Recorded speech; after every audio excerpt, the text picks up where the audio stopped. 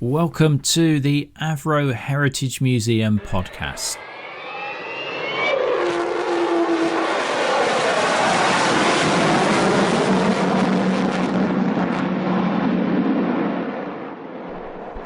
Our host today is again Chris Bezic from the Talking Newspaper. In this episode of the AVRO Story, we go back in time to celebrate the 100th anniversary of the Woodford airfield and factory. Through heartfelt conversations with former employees, we explore their rich memories of working in a bustling aviation hub filled with engineering shops and assembly lines. From the golden age of apprenticeships to the challenges faced by the UK aviation industry, these stories paint a vivid picture of life at Woodford, showcasing the camaraderie and pride that defined an era. Join us as we listen to the voices from the past and reflect on the legacy of this iconic site. Hello and welcome to episode 5 of the Woodford story, presented by me, Chris Bezic. It's good to have you back. In earlier episodes, we've heard about the Heritage Museum that is now on the site of the old fire station for the airfield, rapidly being surrounded by houses from the Woodford village development. Today, we go back to very different times when several thousand people worked here. It had engineering shops, an aircraft assembly plant, and long runways from which large planes could take off and land. A busy aviation site. September 17th, 2024 was the 100th anniversary of the beginnings of that airfield and factory. And on this special day, the museum welcomed back many people who had worked there, in some cases as much as 70 years earlier. I went along and I installed myself in one of the museum's exhibits, the cockpit of a VC-10 aircraft. And I spoke to some of those visitors who had returned to go down memory lane. I asked them to tell the story of what they'd done at Woodford, what it was like to work there, and how they felt about seeing it now. We're going to hear some of those voices and some more in the second part of this episode. The canvas that's painted is a fascinating one. The ups and downs of the UK aviation industry in the second half of the 20th and the early part of the 21st century. The golden age of apprenticeships that led on to senior engineering and management posts for young entrants. We'll learn how to fit an aircraft under a railway bridge on the A6 and how fish and chip teas were connected with the Falklands War. Enjoy this first instalment now. I started work on Mark II Shackletons as an apprentice. I did several months on Shackletons and then went on to 748s.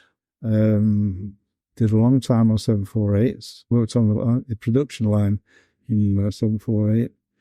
And then, of course, it developed into the ATP. I also worked on wing jigs, Vulcan wing jigs, and did an awful lot of the assembly work on Vulcans with my apprenticeship. Winged assembly, join-ups and undercarriages, hydraulics, all on the Vulcan. I would say that nearly every Vulcan that went through the factory, I touched one way or another. Nearly every one, because right from the building of the wings to them going out. I worked down at flight sheds for a long time as well, doing the engine runs and what have you with the Vulcan, and also then transferred over to experimental department, where we did an awful lot of experimental work on 748s and ATPs.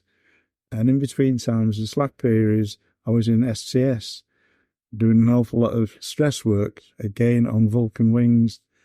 We did bird strike tests on leading edges on the wings, which was very interesting and very messy. Yeah, 71 was made redundant because there was a slack time at that period. The orders dropped and there was no work. 73, I came back again.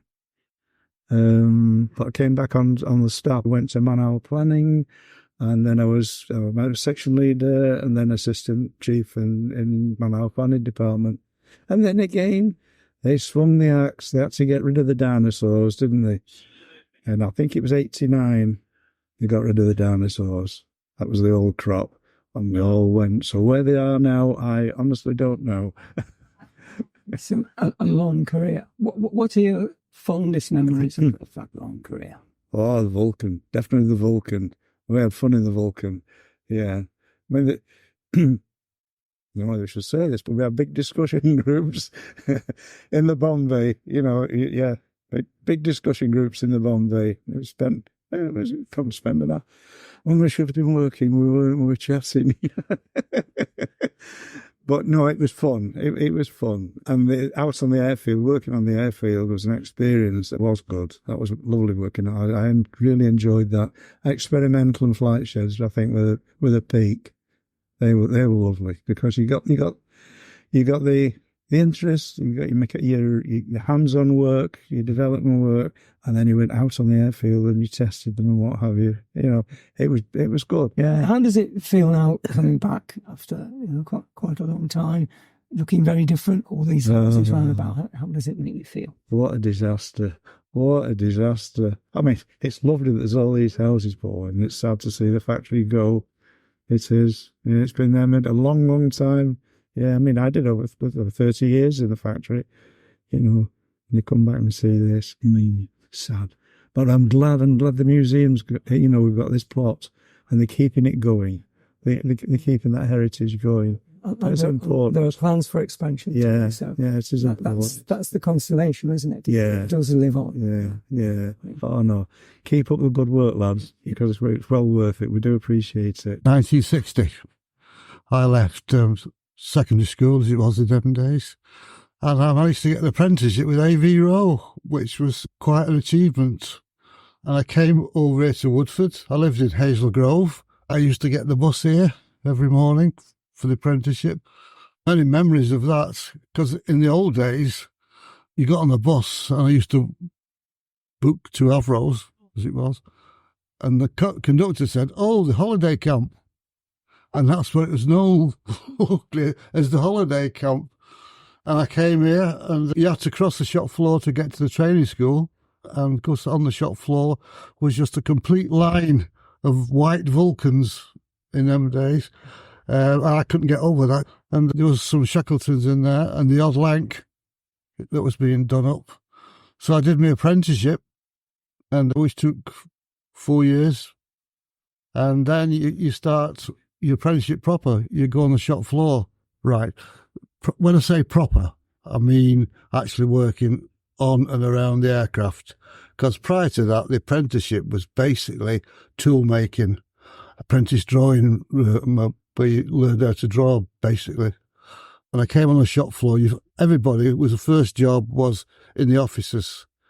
And it was take this to such an office, to such a person. So you got to know the layout of the complete shop floor. And then eventually you put into different departments where you learnt the skills of different departments. And there's all sorts of different departments, from build to all the Vulcans there in the tanks. They've got big columns. And those columns that have a liquid in them, let's say, if the aircraft was to crash, the pilot would press this button, and these columns are small explosive. They used to burst open, and it used to make the fuel so it was inflammable. So when if it did crash, there'd be a lot less damage done to crew and people around. And that was my first little department. I always remember it. But it went to other inspection departments and so on and so forth. How did the learning take place? I mean, was it a lot of it one-to-one, sitting down with somebody? The first parts in the apprentice training school, there was an instructor. And they would give you tasks. And the basic task in the machine shop was to build your own tools, make your own tools, from drilling gauges to all sorts. And they were standing over you, and they won't let you go to the next project until it was actually met the mark. So some were in there quite a bit, some went straight through. That was the first part, but the other part was you were learning all the time about all these different things, and you were given a report by the people or the foreman in charge of the department where you were. You got good, bad, indifferent, but you never saw that, of course, until eventually after the 4 years or so, They then came along and said, yeah, you're okay, here's your apprentice certificate, which we all coveted. And then you indicated what job you wanted. You were asked what job you wanted. And I always wanted to go in the drawing office, right from leaving school, because my grandfather, who was in engineering, that's where it come from, I think, because my dad was a tailor. And he always said, you know, if you ever get that, go in the drawing office, at least you can wear a suit, a collar and tie, you know, because in them days, the chief draftsman used to have bull rats, you know, they were gentlemen. And I couldn't get in. When I first got there was no room. I couldn't get in, so I went on the shop floor in different departments. And then eventually, out of the blue, a couple of years later, he came and called, do you still want to go in? Yeah, right, you're in. And in the meantime, of course, we're all going to college 1 day a week to learn different parts of the trade and get our qualifications, which I did like everybody else. And then you work your way up. I went into the DO. I got to be a senior designer in the DO. And then after all the years, I decided, perhaps it's not for me, this. And I got qualifications which let me go into production engineering. And that's where I transferred into production engineering. And I got to be a senior engineer in the production and design engineer. So by the time I finished, you know, I consider I've done management courses at college as well. But again, there was no room for managers when I got back, but we had the qualification to do it if necessary. And then I got thrown up, became the chance of a golden handshake. And I thought, well, I've done most things what I want. It'd be a good chance to start to build up something for retirement. So I took it. And at that time, Pam, who was a florist by trade, she'd come up from London, Guildford and that, up here, and she was looking for a job. And we found her a job in the print room up here at Woodford. And she was trained up in the print room. And it got a stage where I'd finished and I was running her in the morning to start working. I was going back home. So a real husband and wife team, it's a good chance to turn to. Yeah. So tell us a little bit about your experience of working here. Well, I really enjoyed it. I started, as I said, in the drawing stores, which was allocated to the shop floor, and used to print up drawings for the chaps on the shop floor and work on the different aircraft. And I just loved it. I don't know why, because I think aircraft are in my blood, because my uncle worked on the Concorde. He was on the hydraulic systems. My dad, when he came out the RAF, he went to Hawker Siddeley at Kingston. And he worked on the NACs, weren't they? The NACs in those days. And I just loved being around aircraft and, you know, working with it in the end. And that was later in life when we'd had our children. And I did 11 years at Woodford before it shut, you know. So as you say, aviation in your DNA. I think so. Yeah. Yeah. And thinking about what are the periods were the most memorable or happiest, do you think? Because you had a long career, didn't you? Always happiest, yeah. Yeah. And one thing I'm surprised of is looking around. I thought I'd come back and see old faces.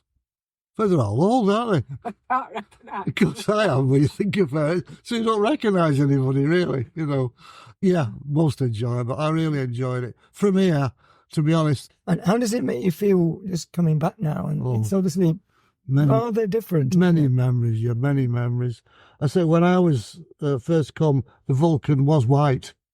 You know, as it went through, me being here, it changed to camouflaged, and then they put probes, refueling probes on the front of it, and then they put barrels in the back, because then we had to get it ready for going to the Falklands, you know, so we're involved in the Falklands. I mean, I've never worked so much overtime in all my life as that, but it did it in the end, so we were quite proud as well. Yeah, I think you had about 3 weeks, didn't you? That's all, yeah. Oh, yeah. Well, you tell the management used to send out fish and chips every night to feed us while we were working. You know, it's great, it was. Yeah. Okay. Yeah. Yes, it was real good days, it was. I worked at the Chadderton factory, which, unfortunately, it was the largest aircraft factory that didn't have a runway. So everything was made in piecemeal and then transported by road and assembled at Woodford and then flown out and then delivered to the airlines. So I saw all the aircraft in the various bits and pieces, all the tooling that was made to enable the aircraft to be built. I believe that when they were doing the Vulcan, the centre section of the Vulcan, the first time that they brought it, and there's pictures in the museum of it going under a bridge, and as a result of that, they then cut it down the middle so that it could be transported a lot easier and then reassembled here. And tell us about your job then, or different jobs, I guess, up at Challerton. Well, I was a maintenance joiner, but I was an aircraft enthusiast. So working within an aircraft factory was absolutely magic for me. The first day I went in for my interview, I was seeing aircraft being made. Wow. You know, I just couldn't believe it. All right, they were 748, but they were small aircraft, but they were aircraft. I was seeing aircraft being made.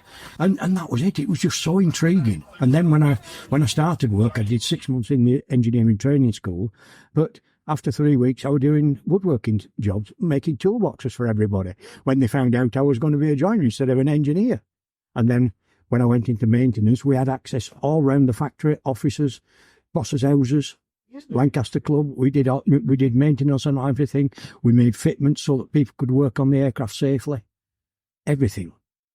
Sounds like they were happy times. What was it that you really enjoyed about them? And obviously your enthusiasm for planes was one of the main things, I guess. That was the main thing, because when I left school, I went into cabinet making, which was one of the things that I wanted. But that company, after 12 months, went bankrupt. So I was looking for a job that was permanent. So I was going to go into engineering, but they said that why not come as a joiner? I didn't know that they had joiner shop. I didn't know there were 10,500 people worked at the Chatterton factory alone in '64. I mean, it was massive.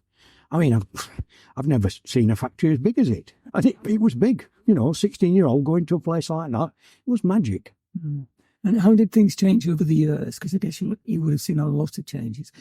Yes, there were lots of changes. The ways that they manufactured aircraft changed drastically, especially when we started doing Airbus work, because a lot of the 748 and the Vulcan was made out of sheet, strip and stuff and manipulated into the various shapes, whereas when Airbus came along, it was all out of extrusions, and then it was milled out of solid and then all assembled, and that was a big difference. So machining side was tremendously different. We had massive machines down in Bay 1 where they were turning 3 items out at a time of a particular component that they were doing. Did you ever get the chance to visit here? Or I only came once on a visit. I did come over this neck at Woods, but only doing bosses' houses up. But I think I came over and we went down to flight sheds and we taken down round the wind tunnel, because I think it was apprentices that were brought here, but actually coming working here. No, we didn't work here. We made the stuff and then it was transported here. Yeah, it must have looked a bit different then when you came, wasn't it? Well, funnily enough, back in 2008, I happened to ring up the original museum, which was the old apprentice training school, and I was talking to a fella, and he said, "Your accent sounds a bit familiar." He said, "You know, what's your name?" So I said, "Keith." He said, "You're not joiner, are you?" I said, "Yeah." And bearing in mind, I'd left in 1975, and this was 2008. He still remembered me because I did his office up when he became chief salesperson. So, you know, so all sorts of little anecdotal tales of things like that. You know, and it was happy times. It was. Yeah. Have you got any particularly fond memories, any highlights looking back? There's too many of them. Too many, yeah. There's too many, because there was a highlight every week sort of thing. I mean, that was one of the highlights, which is where I lost the tips of 2 fingers in 1973 on a machine, on a planing machine. But when I got back from the hospital, the factory inspector was there and he condemned the machine straight away. So that was in my favour. So, but that was it. So they say you're never a joiner until you've lost half your fingers, you know. But no, I really enjoyed it. And being an aircraft enthusiast, like I say, we had access all over the factory. So I was able to see various things, how they made the things, how the tool room made all the stuff so that it could be done by semi-skilled workers and things like that. Because a lot of aircraft work was all done by semi-skilled as opposed to, you know, highly skilled. But tool making was skilled. And it makes the point about teamwork, doesn't it? It does. takes a lot of people to build an aircraft. Yeah, I mean, like I say, when I first started there in '64, there were 10,500 people worked there. When I left in '75, it was down to about 6,500, with various projects that were done. I mean, I can remember in '65 when we just started doing the mock-up of the Hawker Siddeley 681, which was going to be a short takeoff and transport aircraft. And they were all cancelled along with the TSR2 and the 1154. And the feeling that went round the factory, it just felt the factory had died. Even though we'd only just got several rings hung from the ceiling on it. And then when Rolls-Royce went under in 71, that was another time you thought, God, if Rolls-Royce can go under, anybody can go under, because it was a blue chip industry. Well, that's so many stories. I keep writing bits of it up, but it's like everything else. It was 38-acre site, and that was mainly all factory. Whereas Woodford, it was a God knows how many acres, but it had airfield. I mean, the new assembly, that was just part of what we had at Chadderton, because we had all the machine shops and everything. So all the major works were done there, and everything that came here just had to be bolted together and then flown. This is another tale that when Humphrey Wood was appointed managing director at Chadderton Works, he was also on the board of Hawker Siddeley Aviation. So I was one of the team that did his office up for him when he was there. So I was on Sir Roy Dobson's desk, knocking holes in the ceiling, and he popped his head round the corner and he said, "Oh, what's going on in here?" I said, "Oh, we're doing this job for you." And then, of course, we ended up doing his house up, because he bought a house up here. And then I got an antique cabinet with a cupboard, 3 drawers and a big drawer. And my job was to make it into 3 separate cabinets. But it had to be done in the works fortnight so that most people didn't see it. And I completed it and everything, and then I got taken over to his office. And he said, "My wife has said, I've got to thank you very much for doing that job for us." And I thought, "Oh, that's very nice. Can't spend thank yous though." But I was paid. I did get my wage all the time, But no, these are things that a lot of people just don't know about. And another thing that we did at his house, she wanted a hammered hood for the fire, but she didn't want it in copper. She wanted it in pewter. Well, how do you do pewter? Well, we thought, how can we do this? So we got a piece of hammered glass, put some aluminium on it, and put it in the rubber press, pressed it down, and it did it. Oh, brilliant. And then we got the tin bashers we did the mock-up of it, and then the tin bashers came and did the real thing. So that was another good thing.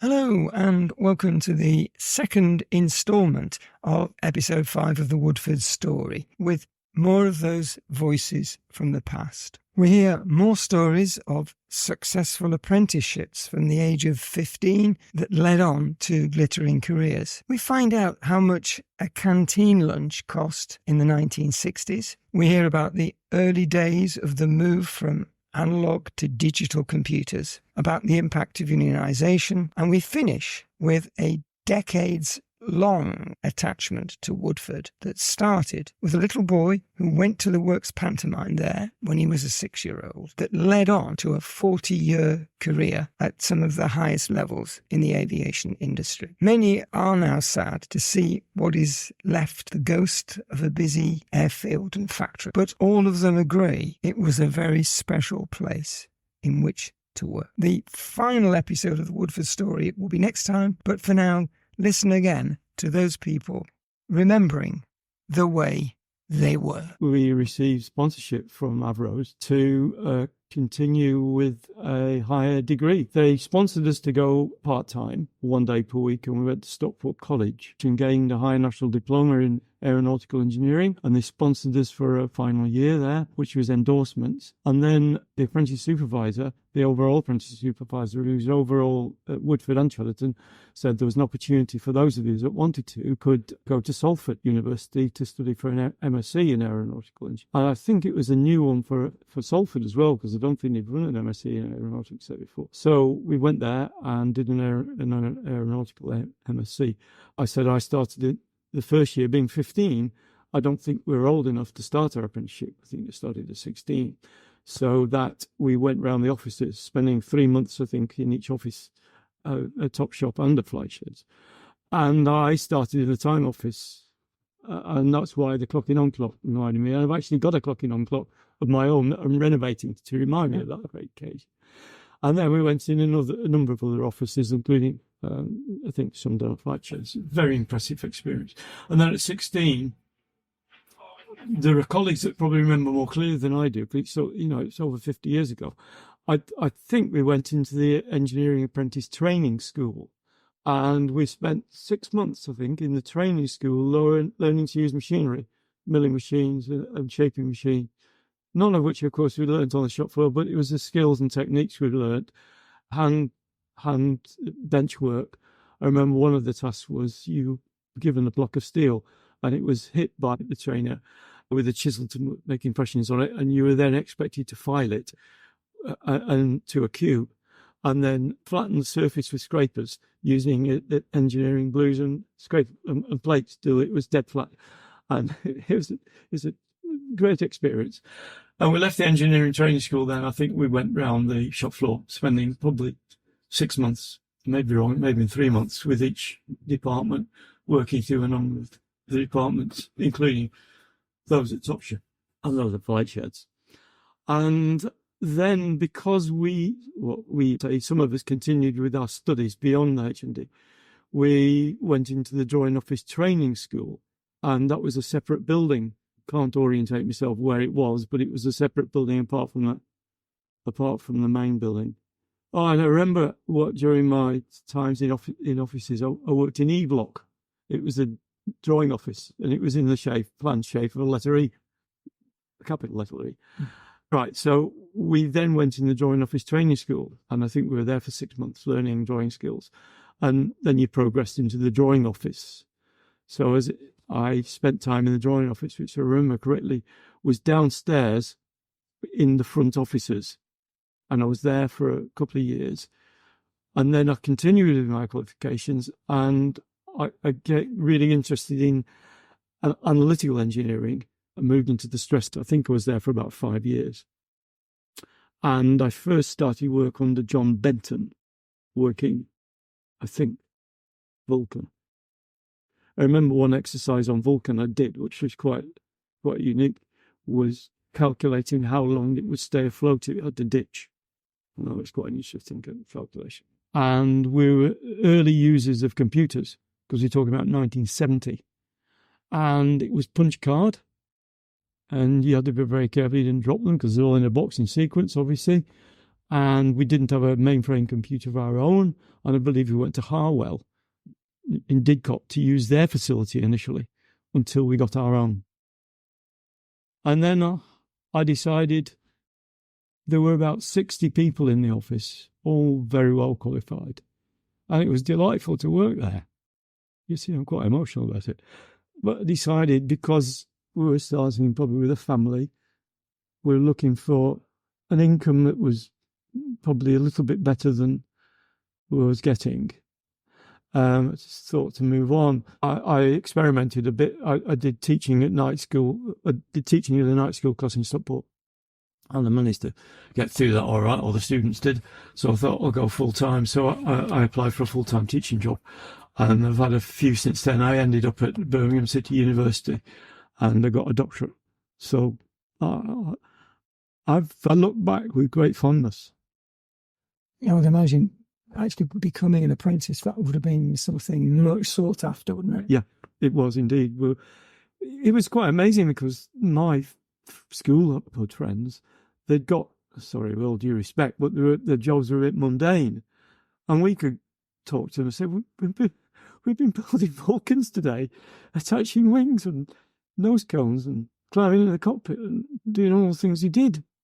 And their jobs, so I think eventually we probably realised it was making them feel a bit, I don't know, their jobs were equally valuable and necessary. Well, they didn't have the same training opportunities that we had, or encouragement.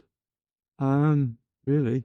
I have a colleague who lives only about a mile down the road from here, and he stayed here a lot longer than I did. He worked on the shop floor, He started at the same time, July 1961.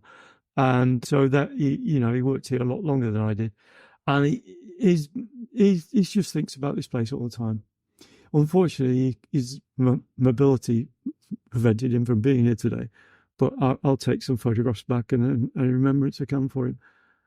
What was it, do you think, that made it so special? Because it obviously was, and we can tell by talking to you. Was it the people, or was it the management, the leadership? Good question. For me, it was an opportunity to develop yourself to your maximum potential. I'd been used to secondary modern school, and perhaps I shouldn't say this, but I didn't think it was a very good one. And they were sort of, you felt a second-class citizen, that you would never achieve anything.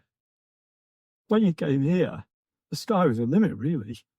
You could stay on the shop floor, but even that was a great, exciting job.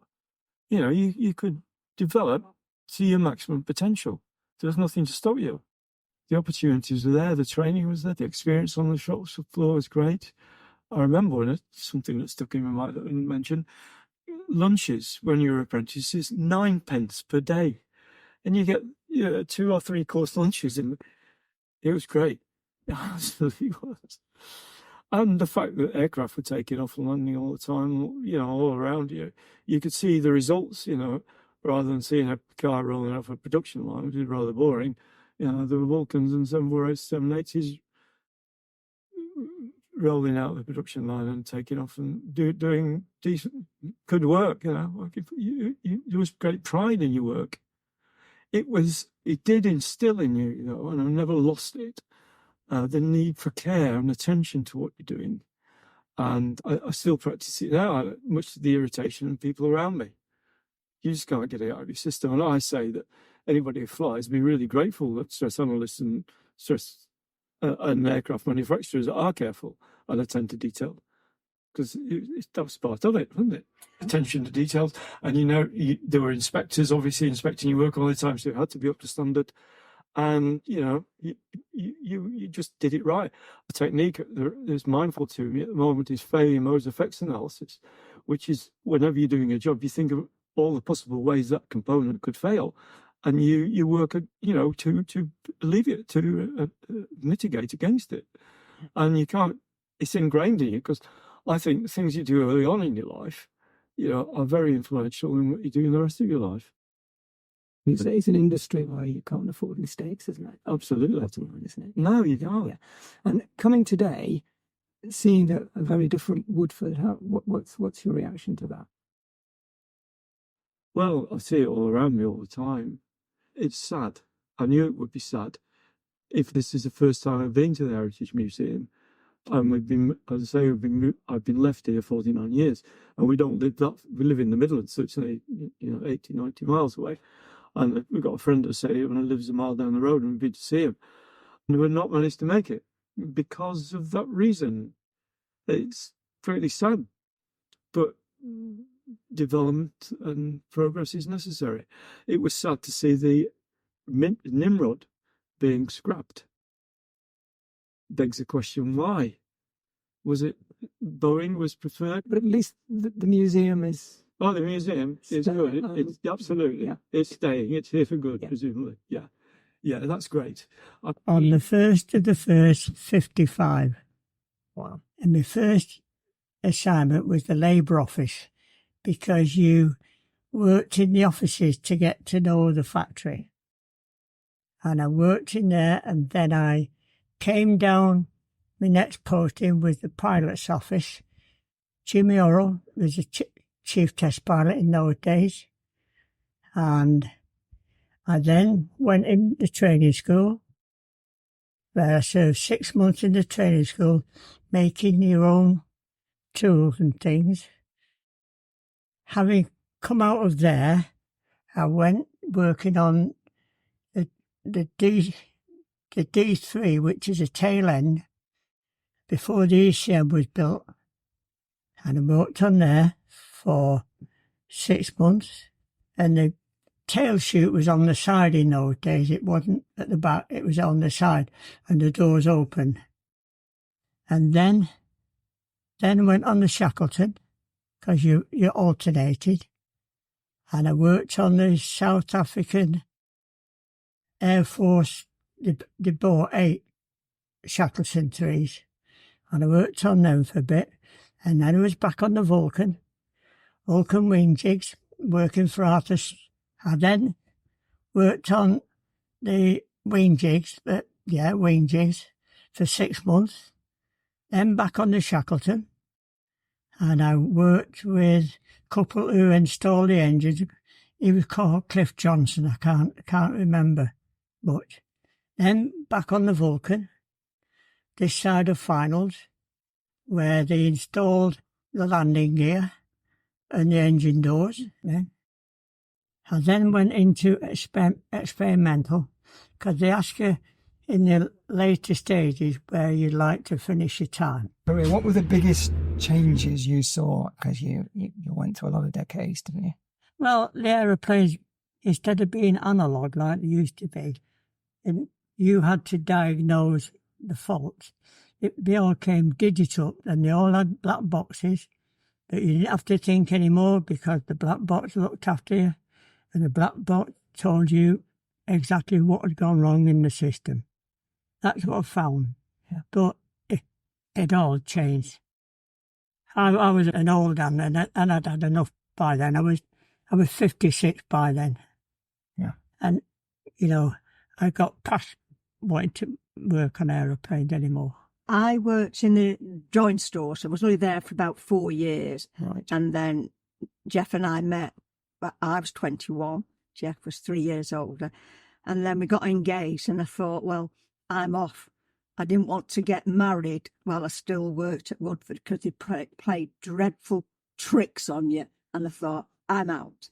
So, and then a year after, when we got married, he sold his car and he came to work here on a bike. I only lived over there. Yeah, we just lived under the flight path of the Vulcan. We could hear it coming before it actually took off, and we'd all grab the children and run in the house because the noise was horrendous. But it was an experience and something that never be repeated. No, I grew up with that thing over there, that Vulcan, from the Mark 1s to the Mark 2s, the bigger engines, which are 301s now. And, you just accepted that was your job. And yet nobody during all the years I worked at aerospace ever took me on one side to give me a day's training. You picked it up as you went along by doing the job. And what I found hard about Woodford, it became very restrictive. It was very unionised.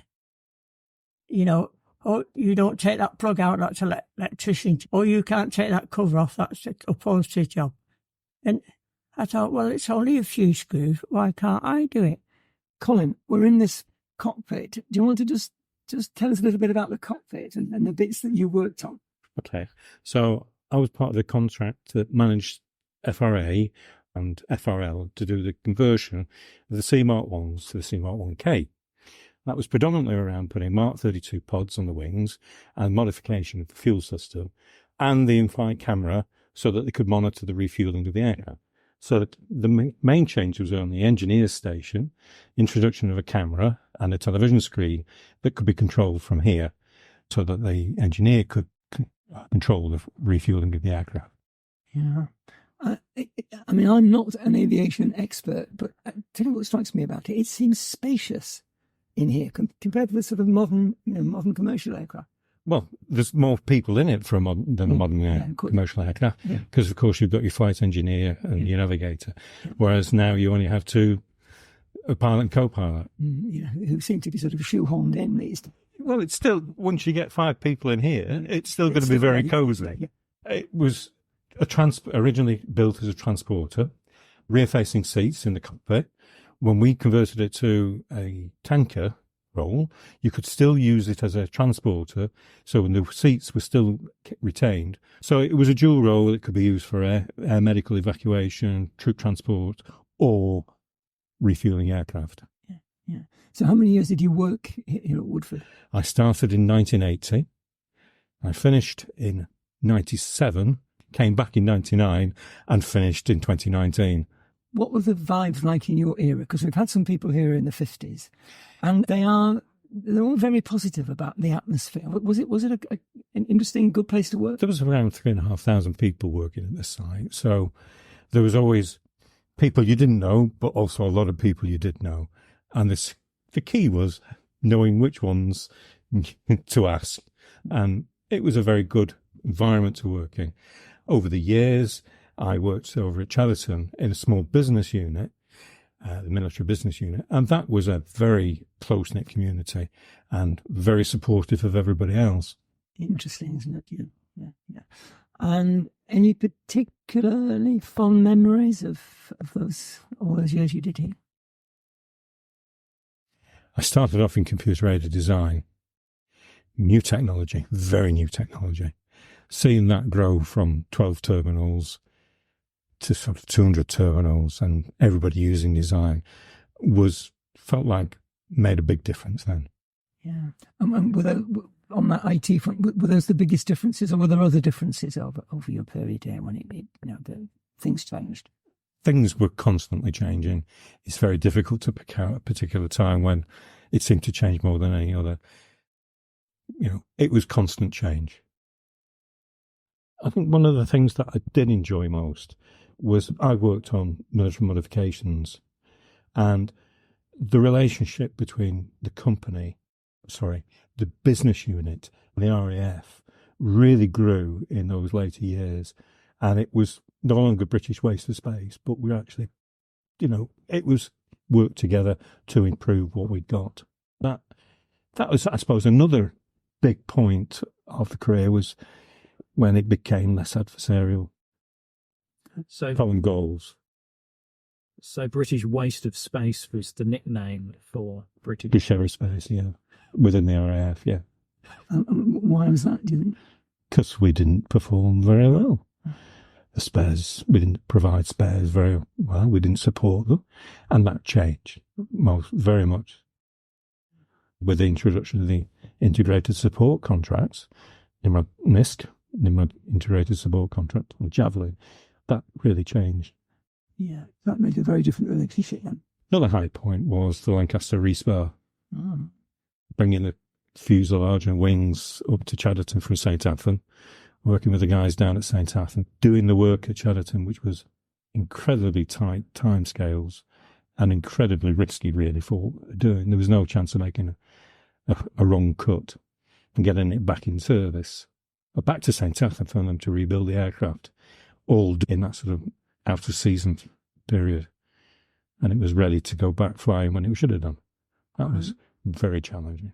My name's Tim Scott Wilson. My father was working here, having moved up from the Bedford wind tunnels to be head of wind tunnels at Woodford. Mm-hmm. And so I first visited the factory when I was about 6 years old for the company pantomime. Years later, I used to sit in the canteen looking up at the ceiling, remembering the beams that were there when Jack and the Beanstalk was going on. And so my story starts from birth, really. When I finished school, in fact, my father said to me, what are you going to do this summer? Because if you haven't got any ideas, I don't want you just knocking around at home, not doing anything. So I'll fix you up an apprenticeship at Woodford. And so I came in and spent a summer holidays wandering around a few departments, mainly in production sort of environment, just trying things out. And that ended up being a full and sponsored undergraduate apprenticeship, which meant that every holidays I was coming into the factory either at Woodford or Chatterton to experience some department or other.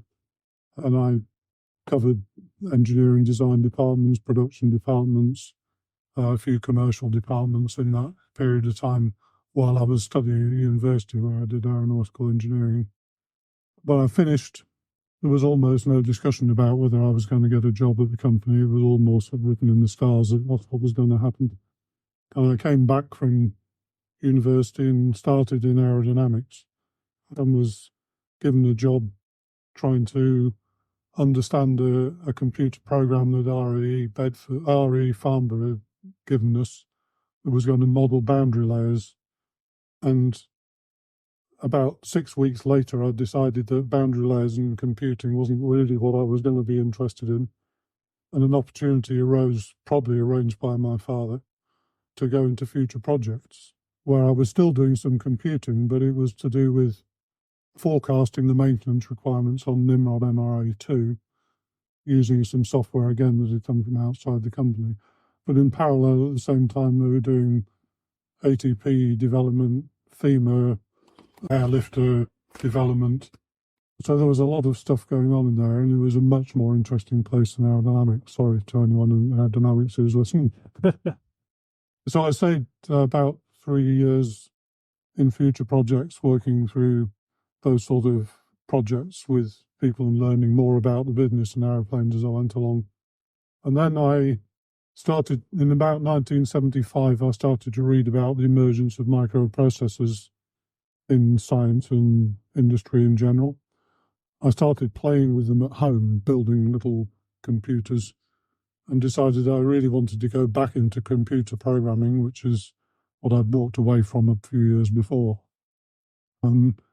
So I got a job in avionics computer systems, where they were developing a navigation system for Nimrod AEW, but it was specifically being re-engineered to fly the patterns and manoeuvres that were required for the airborne early warning radar system to function correctly.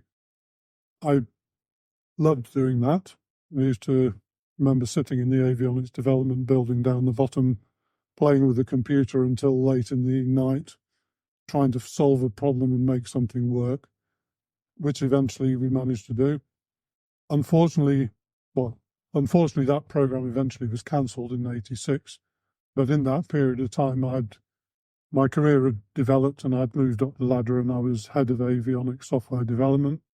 And then I was assistant chief avionics engineer software. And then I became chief avionics engineer in about 84, 5. A little bit after that, I was asked to become technical manager, which was like assistant to the engineering director, which meant that under my scope, I also had the structures engineering team, mechanical systems engineering, as well as the avionics, really all the technical disciplines. I wasn't responsible for the design office, but I was responsible for engineering systems development. That would have been about 1987-8. And pretty shortly after that, I was called into a meeting with my boss to be told that it had been decided high up in the company that the Hatfield Engineering Woodford team should merge and become a single organisation on both sites. And so my boss, who's still around today, I have lunch with him every now and again, and I were deployed to meet with a couple of people from Hatfield, who were the equivalents in their organisation, to plan a new engineering organisation, which brought all of the functions together and combined them with a single leader on each function. At that stage, it was very amicable and there were no redundancies involved with it. It was just about finding the best organisation.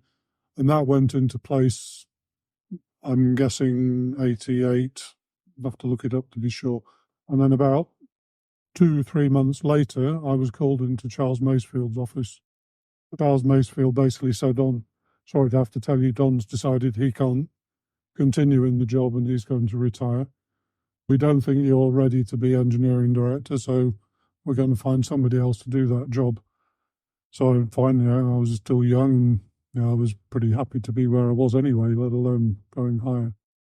About 6 weeks later, he called me and said, we can't find anyone else, so would you be interested in doing the job? So I sort of said yes, and I tell people one of my lessons learned from my career was when somebody offers you a job, never say yes immediately. Think about the conditions. How much are they going to pay me? How much support am I going to get? What are you going to expect me to do? So I'd blown it. I'd already said yes by that. So I became engineering director for the Hatfield-Woodford combined organisation. And then I was asked to lead an engineering team for British Aerospace, working with the Chinese on the development of a new 100-seater, in conjunction with Aerospatiale and Alenia for a European team. And that was about 2.5 years of the project. It involved a lot of travelling to China. And while I was doing that, there was one famous occasion where I flew back from China to play keyboards for a band at the Woodford Air Show one weekend, and then flew back to China on Sunday night. So anyway, the Chinese project was very interesting, taught me a lot about different cultures in Asia and the mission that the Chinese had at the time to become involved in aerospace, which is now coming to reality with the programs they're developing today. When that came to an end, I was asked if I would join the Nimrod MRA-4 team, which was led out of Wharton. So I did that job for 3 years, and then the person who was program manager or project director, in fact, was replaced. He became chief engineer, and I was asked if I wanted to work for him, and I said no. So I got a job back at Woodford being project director on RJX, and I also had the functional leadership of the flight test organisation, so it included the test pilots, the test engineers, the test rigs. And that job got me back into Woodford on the 146 development programme. Everything was going swimmingly fine until one day called 9/11. It just so happened on that day we had our test aircraft flying to America to do a test programme in the States. They got grounded in Greenland because the airspace was shut down because of the Twin Towers event. It took us about a week to get them cleared to go on into the American airspace. They got themselves there, started doing the test flying, and a week later someone came along and said, "Oi, who are you? What are you lot doing here? No, not American, you shouldn't be flying." So they got grounded again, and then eventually it sort of got unfolded, and they managed to finish the test campaign over there. And sadly, 9/11 brought about the really change in the commercial regional aircraft business, which led eventually to the RJX being cancelled. So I was again at a point where I had no job in BAE. I spent a bit of time back on Nimrod, just helping them with the systems engineering and trying to get certification. And then eventually it became clear that BAE had run out of jobs suitable for someone at my level, I should say. And so I was offered redundancy, which I took. And then about 3 months later, I was offered a position at Airbus, which turned into being head of landing gear engineering. It turned out later that anybody fairly experienced who came into Airbus in Filton was offered the head of landing gear engineering because they couldn't get anybody to do it for any length of time. And I was about the third one in a row that had been offered that position. But I had, as a result of that, 6 or 7 fantastic years developing landing gear for A350, working as part of the chief engineers team, travelling a lot to Toulouse to integrate the design with the aeroplane and with the other chief engineer representatives. And then I finished off my career with a fantastic spell in the flight test organisation in Toulouse, responsible actually for the ground test rig development for A350. So I had rigs in France, Germany, Spain and the UK, and travelling around those, project managing them, checking progress, doing budgets, and actually getting them all working, which was really satisfying.